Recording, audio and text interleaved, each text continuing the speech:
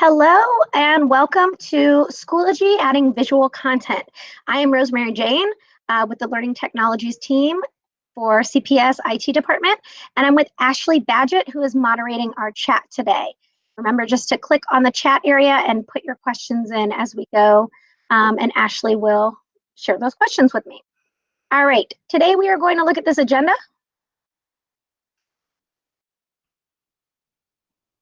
And this is our Schoology adding visual content agenda.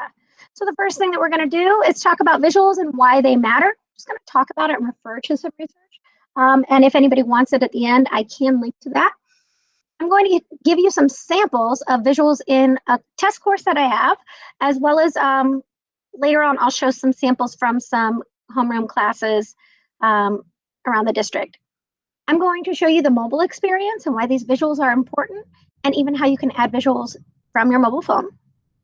We're going to look at adding visuals to materials, how to embed videos in your materials, and visuals in your updates, otherwise known as hacking your stream. It's a session I attended at Schoology Next conference a couple years ago now, but they call it hacking your stream, adding visuals to your updates. All right, so that is our agenda and Q&A. I am going to try to keep this session 30 minutes or under, and then time for questions and answers. So we will probably wrap up around the 45-minute mark today. All right, so we're going to get started with Schoology visuals. And the first one is the why. Why does this matter at all? Well, we have quite a bit of research out there that does show that users of any age are more engaged if there is a visual. So platforms like Twitter, Facebook, Instagram, things like that, we are drawn to that because of the visual. So one of the things that we can do in our visual course design is actually add our own, thought I had that off, add our own visual to our profile. So I'm going to go into Schoology first. But before I go to anything in my course building, I want to go to click on my name and click on my profile. Now, the research suggests that users of any age are more engaged with online content if there is a face that goes along with it. So when you post your updates to Schoology, if you have a profile picture, then you have a better chance of the user reading your message if they see who is saying it, even if they already know you. And the suggestion is that you do not put in like a picture of a flower or your dog, but that you actually put a picture of your face, and head and shoulders is the recommendation. So your yearly school picture would be a great thing to put in, or you just take a selfie while you're at home right now. So in order to add that picture to my profile, again, I just clicked on my name, clicked on my profile. It opens up my profile. Now I might have a little more information on here than you do. You can always edit this anytime. We're just looking at the visual today. I'm going to hover over the picture. That generic icon that's there when you first log in works the same way. You just hover and click Edit Picture. Now, I can just attach a file like I'm attaching to an email. So I wouldn't need to have that picture saved somewhere on my account. But add your profile picture so that when you post updates, users, whether they are students or parents, can see who is posting the update. So you can see on mine, my update is posted with my name. And then so that is tip number 1 for visuals in your course. Add a profile image. Tip number 2 goes right along with tip number 1 and is still adding an image to the course itself.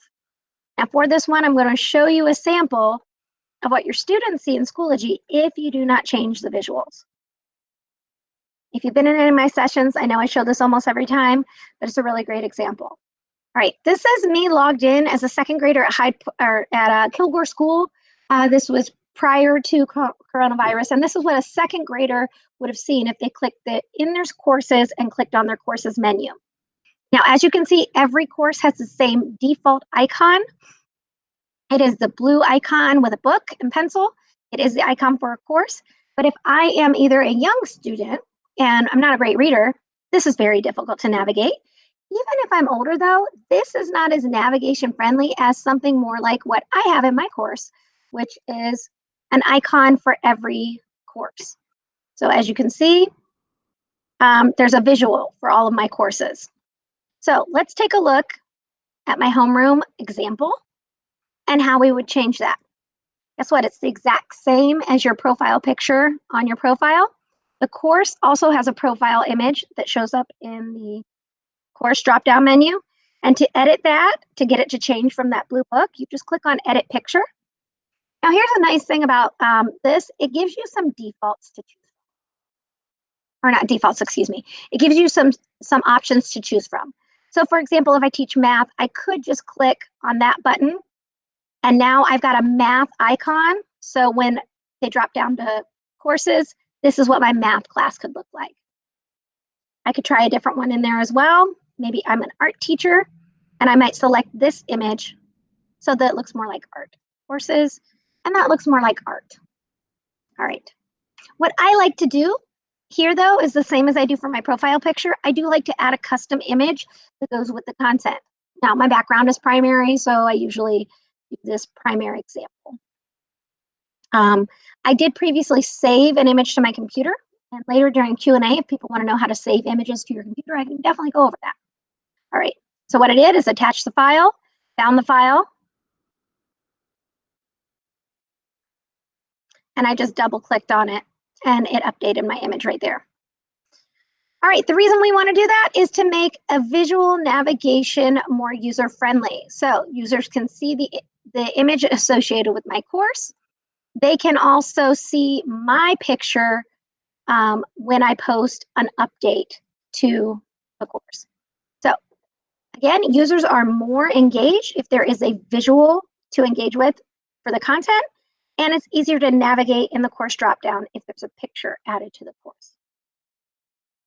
Samples of visuals in courses, we're going to look at my sample course right now at some different ways that we can use visuals in our course. So we can have visuals in our course that are actually displayed right here in line with the content. You can see I'm on my materials page, and I have clickable visuals that take me out to other content. For example, my students might want my students to go to PBS Kids. I created a page with a clickable image, and it takes them right where I want them to go. Now that example is made for parents, so you'll notice the resources take them to parents materials. But here I've added just a visual clip, and then I linked it, and it opens up in another tab. I'm also going to end up showing that on mobile shortly. But that is adding a visual, an image to a page. Sure. Okay. All right. Another way that you can add visuals in your course is by embedding a video. We can embed a video right into a page as well. So above, I showed an image where it took me out to another site. This one is embedded right into the material on the course, and this is an embedded video. Now, this is from YouTube. So YouTube is going to be the one that I show today, but I'm just going to hit play. And what's nice is it's opening right here inside of Schoology. I didn't have to go anywhere, but also just as a visual prompt or cue, I can see really quickly that this is a video that I'm going to play. I didn't need any instructions from anybody to know that I click play on this and I can watch a video. So that's a visual way to have your video content right in your course. The other one that I want to show is adding a visual to a folder. Now, some of you may or may not be aware, but when you add materials, like a folder, it will just appear as a hyperlink. Now, you'll watch my cursor, and I will zoom in rather large for this. So when I have my cursor here, if I'm on a computer, I have to touch this blue hyperlink to get it to engage. If I add text or visuals, the entire folder becomes a clickable space. So you can see my cursor will click anywhere in this area. I don't have to land right on that. So if you do teach young students, it's helpful to have visuals or at least text on the folder to make it a larger clickable space. But this would really be good for students of any age. Now, what I like to add to my folders is an image. So I'm going to start off by showing that here. Shoot. All right, I've been having some trouble with my content opening big enough when I'm in Google Meet. So if I added a folder, I'm just going to go into editing one that I've already made. I gave it a name. I selected a color. And then I've got this blank canvas space here. Okay, here you can write directions or information for what is in the folder, or you can add a visual. So I'm going to look right here at this top toolbar, and it is this little button. This is going to be our magic button pretty much the whole time we're looking at adding visuals here in Schoology. It's the Insert Content button. Click on Insert Content, and the first option I'm going to look at is an image. Now, one thing that I do like to do sometimes is use memes. So I'm going to pull this in real quick.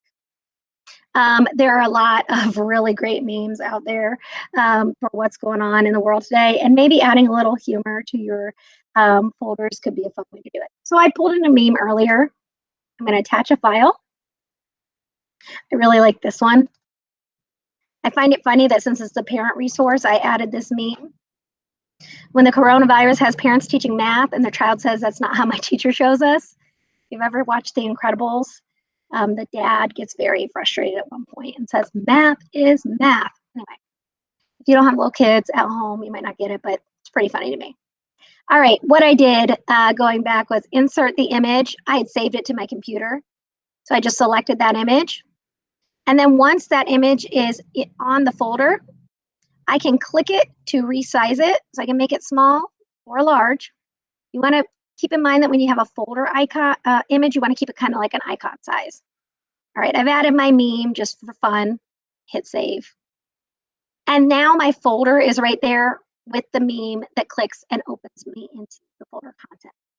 So keep in mind adding images to your folders. I do want to show maybe a more traditional, like directive one. If I had a folder and I wanted it to be about classroom newsletters, then maybe I might post an image that looks more like this. Instead of this text, I'm just going to delete that. And I'm going to use that button, Insert Content. I have an image in my files for newsletters. I'm scrolling until I find it.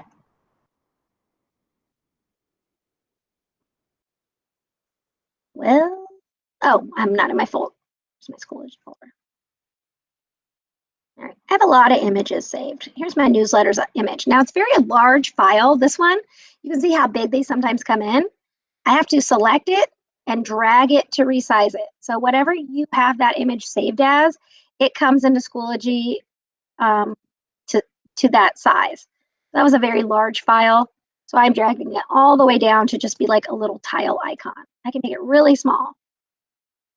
Maybe I want it a little bigger. All right, hit Save Changes. And now that folder has that icon on it. The Getting Started folder, that can be a great thing to do. I'm going to show you a course that I built a little bit more visually interactive because I do feel like this is very primary, but I want to show you what I did with some adult learners for our technology coordinators and how you can make the visuals more interactive for older students or adult learners. All right, so looking back at my agenda, I'm going back to the mobile experience, so that's to come. But we looked at adding visuals in our materials, and we noticed that the first thing that we use is that add insert content button. So whether that is on a folder, a page, or in a discussion or assignment. So the next thing we're going to do is look into a discussion and see how we could add things like embedded videos or images in a discussion to have a more visual experience. All right, here we go. I add materials and I add a discussion. I'm going to give my name, my discussion a name.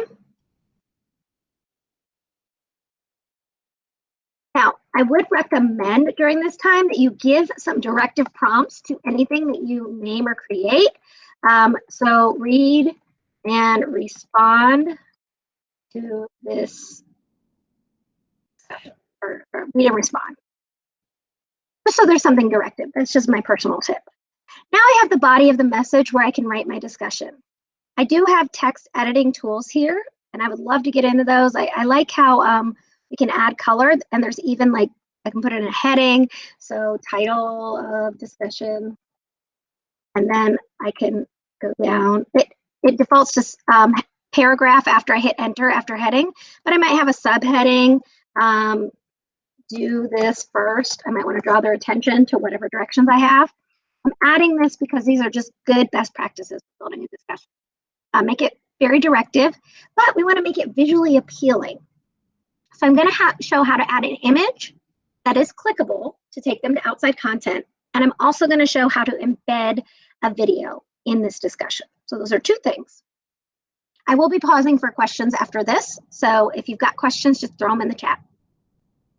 All right, if I want to add just an image, I'm going to go over here again to that insert content button. That really is the key to this. And I'm going to select image at the top. Now I have them saved. You can go from the web and do links to them, but I just caution you on doing that. I linked to an image just last week and it's already been moved by the person who published it. So then my image link is broken. I like to save my images to my computer. And I made a folder called Snips for Schoology. It's either things I've snipped or I've saved. So let's say that I want to have my students go and I'm trying to do older content here, but I'm not coming up with something off the top of my head. Off my agenda, it was an example of using a story in Starfall. So I'll do the Starfall image. Okay, I had an image saved for Starfall. Now it is large because I saved the icon from their website. So I'm gonna drag it down to a decent size. Read this story, then share something you are wondering about the main character. All right, so I've given them a prompt and I've got this image to go to the Starfall book. Sorry, older teachers, I promise I have older content coming for you. All right, so I'm gonna go to Starfall. Right. Now, if I just send my students to Starfall, they're gonna get lost in what to do and they will end up just playing. So I'll go to an older grade this time. They may end up playing a game over here or doing something that I don't want them doing. I want them to go straight to the book. So let's go to this area I am reading and let's look at the collections they have. I am going to go into fiction and nonfiction. And this week I specifically wanted them to read the nonfiction book about things at the beach. So that's where I want to be. All right. Sorry, I live on a main road. So if I want them to read this story directly, I can grab that direct hyperlink. If I want them to go to this whole collection of books, then I can go to this hyperlink. So wherever I want to land, okay, since I said read this story, I'm going to give them one. So I'm going to go to the At the Beach story, and I'm going to copy that link. So again, all I did was open up exactly the content I want, copy the link. Back over in my Schoology tab, that Starfall icon, I can just select it. And this is the key here, linking it. So this is to make the picture clickable to open up new content. So I inserted the content, and step 2, I'm linking the content. Paste. So I pasted that address from the URL at the top to the image. Hit insert. All right, so now I have a clickable image and I can hit create. I did say I was going to show you embedding a video as well. I just want to show you what it looks like so far. When my students open it, I've got the directions at the top. They've got the Starfall tile. They click it and boom, they're straight in the book that I want them to be reading. So imagine any content that you're teaching. Maybe you're teaching upper level math and you've got a great Khan Academy video. Take them straight to that video in the site in Khan Academy. Copy that URL and paste it to an image. All right. The last thing I'm going to show on this before I stop for questions is embedding a video. So maybe I'm telling them to read the story first and watch this video. I'm just showing how to add the content really. All right, so for that, I'm going to need a video. I'm going to go to my YouTube channel and I'm going to pull one of my videos. You could pull one off anything that you follow online. I'm just pulling one of mine for ease. So my Schoology virtual PD from Friday. You can use, okay, there's my video. I'm going to right click on a video in YouTube. Let me slow down there. I open the video that I wanted. Imagine it's whatever content you were trying to use. And I right click on the video. It gives me a few options. Looping, that would just keep playing it over and over again. Copy video URL gives me a link to the video. That's okay, but I want it embedded. I want it part of the content like I showed you at the beginning. So not copy video URL at a certain time. That's great for sharing a clip. But I want this, copy embed code. I click on that. It copied it to my clipboard. Now I go back in this discussion, and it is that same insert content, but there is a different step. So I insert content. Notice it says image/media. We're looking at the /media part. Click on image/media. Sorry, just wanted to check something. And then this time, though, we're not attaching a file. We're going to from the web. But in this case, it's not an image. See, that would drop a link.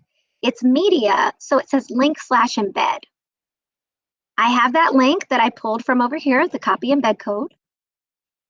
And I just drop that link by pasting it here in this field and click Insert Media.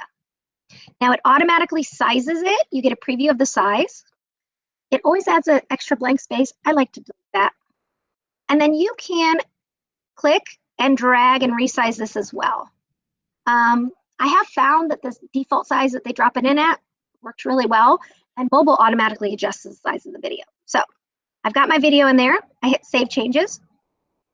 Now my discussion has that built-in visual of that video's home screen. So if I'm on my YouTube channel, see these videos all have like a cover image. So whatever the image is, whatever content it is, if you embed that video into your Schoology discussion, assignment, test quiz, page, we looked at it in a discussion, then that's going to show up visually. The last thing I'm going to do is go to Schoology as a student and show you how this all appears for them.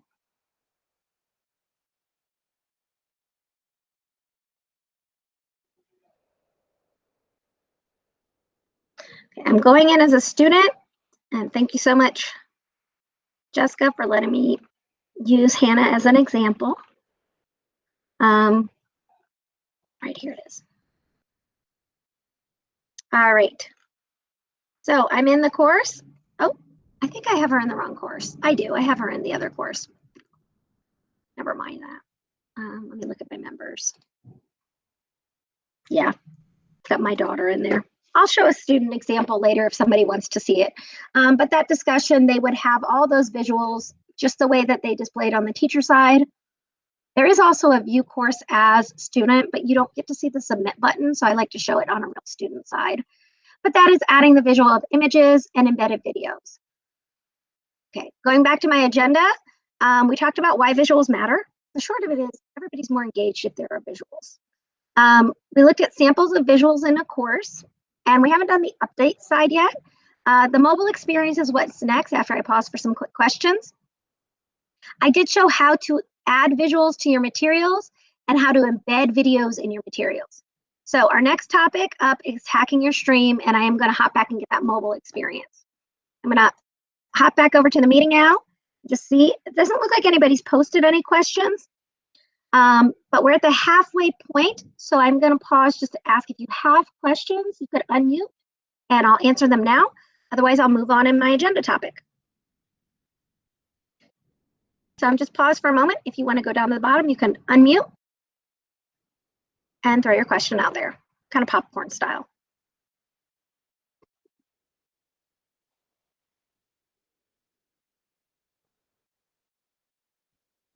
If you don't have any questions, I will be going on to my next topic in the agenda. Right. We're going to be looking at adding visuals to your updates in just a moment. But right now I'm going to exit my presentation and show you what all of the stuff I just built looks like in mobile. Okay. You should be able to see my mobile phone here. I'm opening my Schoology app. And I'm going to show you that page. First of all, that clickable image page that I showed you with the PBS example, this is how it does display in mobile. And so if I select something like that PBS site, it is opening it up in Schoology. And it PBS asked me if CET is my station. But then you can see that it opens right directly in Schoology, and I can slide, I can drag and drop. And then also on the iOS, on the Apple app, it's got the option here to open in Safari. So I could pick that, or I can email a link to myself if I wanted to. But anyway, it does open in the Schoology app. On an Android,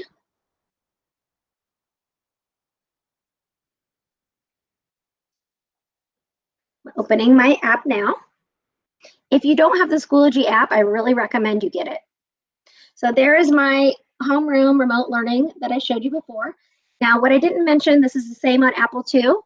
When I look at my homeroom course that I just showed you, all the visuals are appearing right away there. In the apps, you do have to click first on the material. So I have to click on the name of that material, and then all the images show up. So there is just one additional click on mobile, but then once you're in there, like I'm opening that same PBS app, my Android asked me the first time how I wanted to open links, and I selected to open them on a browser. So it goes to my, my mobile browser on my phone. But then everything is just like nice and interactive. So the mobile app works great. And again, what I want to show is just what those visuals look like on mobile. They show up really nicely. If I go back to updates, if I have my profile picture in, then my profile picture is showing. You can see the course icon and the teacher's profile picture are right there. So make sure you add those. Those were my tip number one, was adding profile images to yourself, a profile picture, and to the course, a course icon. All right, I'm going to show the discussion on my phone. I'm on the Android right now. And so I open the discussion, and you can see that this is visually very appealing on mobile. I mean, everything shows up very nice and clear. And it does open right there within the browser, or excuse me, not the browser, but right in the mobile app. So encourage your families to get the mobile app, because the things that I am showing you to create are very user-friendly. The last thing that I do want to show you on mobile before I switch over is that a lot of what I just showed you to do, you can do from your mobile phone. So I'm going to select my course. I'm in my course. On my iPhone, it's up here at the top, little plus sign. I hit the plus sign, and it gives me this list of menus. Post means post an update, just so you know. Then there's add assignment, add event, add discussion, add files, link, or media album right from my mobile phone. So I'm going to show adding the discussion here. The same as I just did, I'm going to give it a quick title. I'm not going to give it a due date or grade it right now. We're just looking at the visuals. My description here.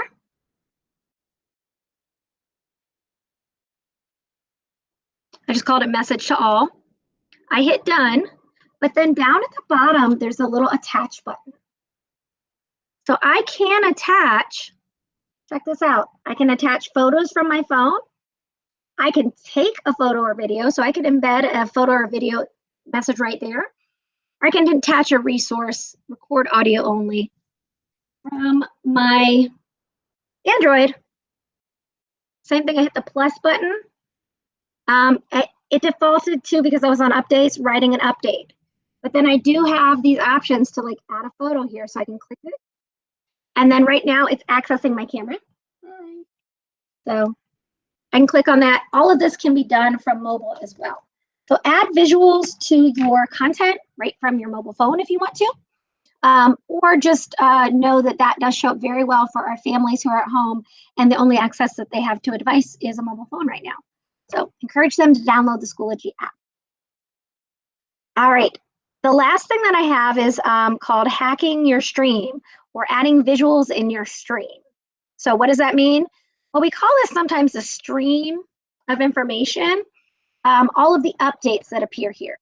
Now, you can tell at a glance that these are somewhat kind of bland. I will say this is not so bland because like Ashley has added a poll. So that makes it a little bit more interactive.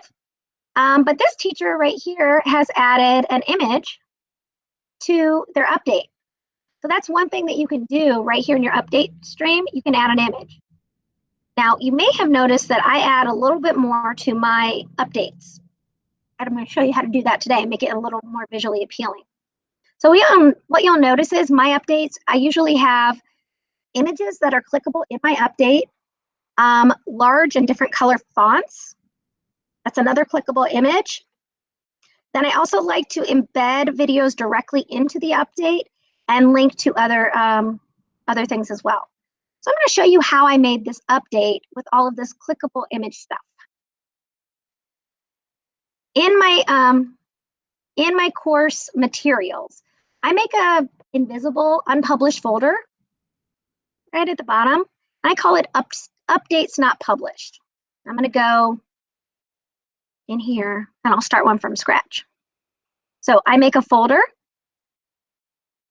and I name it updates not published. Now this you will need to be on a computer for. All right, my updates not published. I make that folder. I just like to make it white and then not publish my folder, okay? Now the reason I do that is so it doesn't stand out to me. It just kind of feels less distracting, but it's not published so none of my students see it. And I've named it not published. I hit create. Rosemary, we can't see your screen. Well, you know, Ashley, I do that like once every training, don't I? It's always after I stop showing mobile. Sorry. Thank you, Ashley. My bad. All right. Well, you didn't miss much. What I showed you was that I make a folder and I make it a non-published folder. At the bottom, I name it updates not published because it's where I house all my visual updates. So you can see the visual updates like I posted to Schoology here. If I wasn't showing my screen, I guess you didn't see my update. So like this one here that I made today, I have a clickable image in it. I've actually got two clickable images in it. Larger font, just a little bit more interaction. And then I also have like an embedded video right here in Schoology. And I'm going to show how I did that. So I made that folder. So in my sample course, I just showed that I made a folder. I like to make it a white folder because it kind of washes out. I call it updates not published. And then down here at the bottom, I just make sure I don't publish it. It's unpublished so it doesn't appear to my students. Okay, I had already created that when I wasn't sharing my screen, so it's already down here. There's my updates not published. Inside of it, here's all I do. Simple, simple, simple tip. I add materials, and the material that I add, I didn't show today because I have a lot of trainings where I show this, is add a page. So click on add page. And I'm going to call it updates.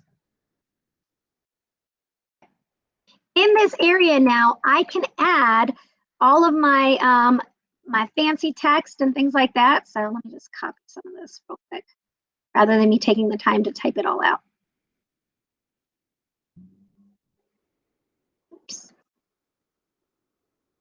Great. So let's say I added this font. I wanted it bigger. It was the paragraph, and I made it blue. So I selected that color. Down here, I made that a smaller font, and down here I made it even smaller. So I can play with my fonts. Here to add that image, I just went to insert content. I had saved that image to my computer. I added it here. To get it to link to something right here, all I would do is select. Let's say that I wanted to link to, doesn't really matter what I want to link to. Maybe I want to link to a specific assignment in my course. I go into my materials, and let's say that I wanted them go into Schoology and work on the video one, and I wanted them to work in here. I can copy that link, add it by linking it to my picture. That one I did have linked to this Google meeting, but I don't want to link that. I would paste that link. And so now I've got a clickable picture. So then I just add in these different pictures that pretty much all I do is save them in a folder on my computer called Snips for Schoology. I've got all these visuals that I've saved and I can reuse them. I reuse this one all the time. It's the link to my YouTube channel. So I've got my visual content there. And what I do recommend, since you made that folder for updates, is that on the page, you click this little button, display on new page as a default. Click it once, it goes to inline. And now that update is sitting there. So when I come back to work in this course later, and I want to go to my updates here, I can just dip into my updates folder that is not shared with my students. Remember, this is called hacking your stream. So this is a workaround. But this is if you want to, I get a lot of people asking me, how did I make that update? So now that I've created it, in my updates, show you this from scratch, sorry. In my updates, if I was to click here, I've got a little bit of text editing, but I can't insert a picture here. But the way that Schoology works is if you create it in the Schoology page, you can just copy it, select it, copy, and then you can paste it and everything works. All of the clickable images, everything works. To hit post. So all I did was create that content from my page. You could even take the body of an assignment that you've created if you made something very visually appealing, and you can add it to your updates. Now, bear in mind that on mobile, some updates do not, or some images do not display. I'd just like to show that as, fair warning. Mobile did not pick up the clickable images icons here. So I should always link my additional content down at the bottom, excuse me, on my update, right here by adding a link. So if I wanted them to go to that Schoology link, it's an update, I should add it to the bottom as well. They'll still get a visual experience, but the clickable picture images don't work just on the mobile app. If they were on Schoology on mobile on a browser, it would all work. Everything works. All right, and that's my content for today. I did stay under 45 minutes as planned. My only thing I have left is Q&A. So questions, comments? I am going to stop the recording now. Thanks for attending. If you're virtually attending, oh, I won't stop it until I show how to get your contact hours. I'm posting it right now. Oh, she's awesome. There was a question, Rosemary, from Joseph. Can you give different ideas to get visuals besides Google Images? That's the one that I recommended. Yeah, I actually recommend Google Images myself. So,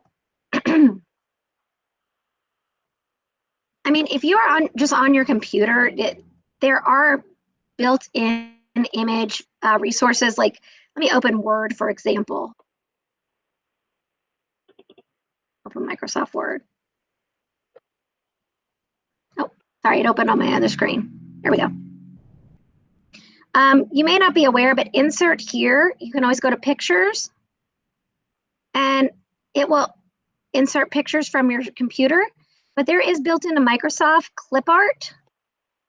Where is it? I don't use this very often, so bear with me. Oh, it's on here somewhere. Smart Art. I think that's a different one. No, Smart Art's different. Oh, it actually looks like it's going to online. There used to be a clip art option on here. I haven't used this in so long because I use Google Images. If you're pulling content that you're going to link directly to, you can always pull it like a tile. I do have one other, like if you're just looking for icons to our apps, I do have a folder that I could make a copy of and share with you that has pictures of all our app icons. But honestly, like Google, I get all my stuff off of Google. And then also too, don't forget, you can just take a picture with your phone and you can use that image. So take a picture with your phone and use that as something to link to.